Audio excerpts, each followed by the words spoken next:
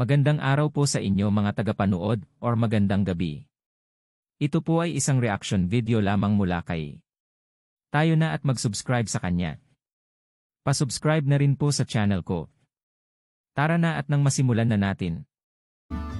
Alamin ang magiging lagay ng panahon sa iba't ibang bahagi ng bansa ngayong araw ng Martes. Panoorin po natin ang update mula sa Philippine Weather Bureau Pag-asa. Kaninang alas 2 ng umaga, yung tropical depression o bagyo na minimonitor natin sa labas ng ating area of responsibility ay nag-weaken or humina at isa na nga yung ganap na low pressure area. At huli itong namataan sa layong 1,620 kilometers east of southeastern Mindanao. At ayon nga sa ating latest analysis, ay posible itong magre-develop at maging isang bagyo muli sa mga susunod na araw. At ito ay papasok sa loob ng ating area of responsibility bukas ng gabi or by early Thursday.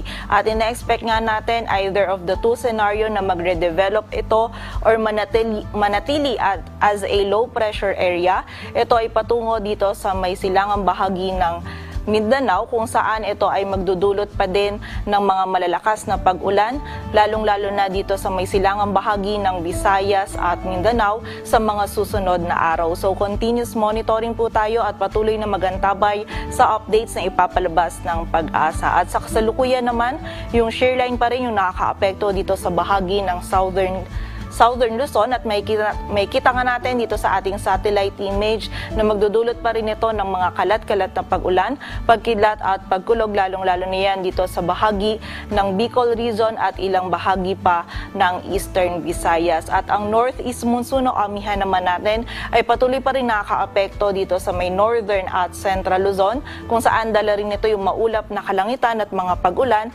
lalong-lalo na yan dito sa area ng Cagayan Valley.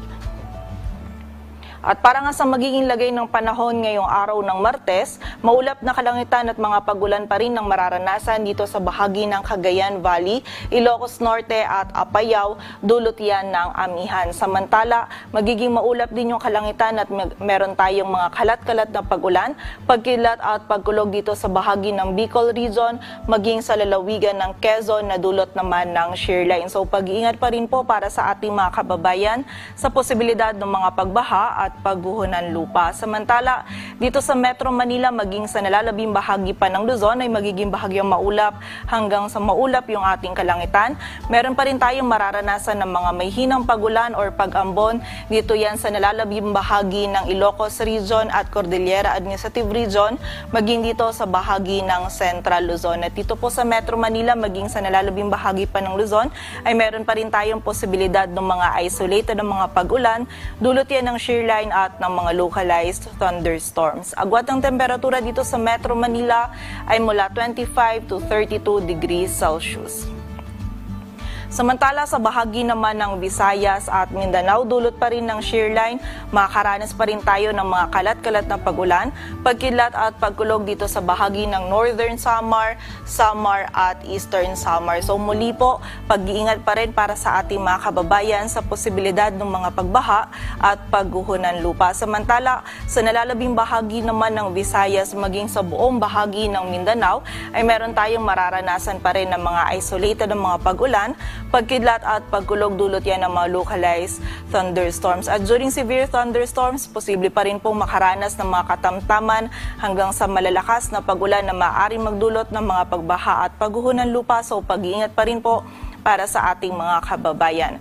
Agwat ang temperatura sa Cebu ay mula 26 to 32 degrees Celsius at sa Davao naman ay 25 to 33 degrees Celsius.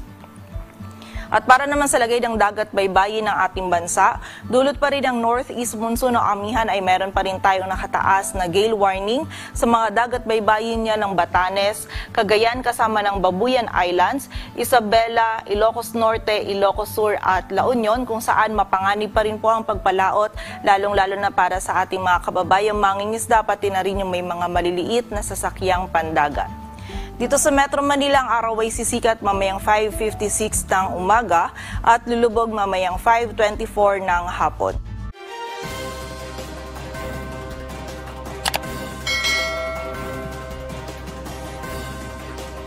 Maraming salamat po. Huwag kalimutan mag-subscribe na po tayo kay Pasubscribe na rin po sa channel ko. Babay po.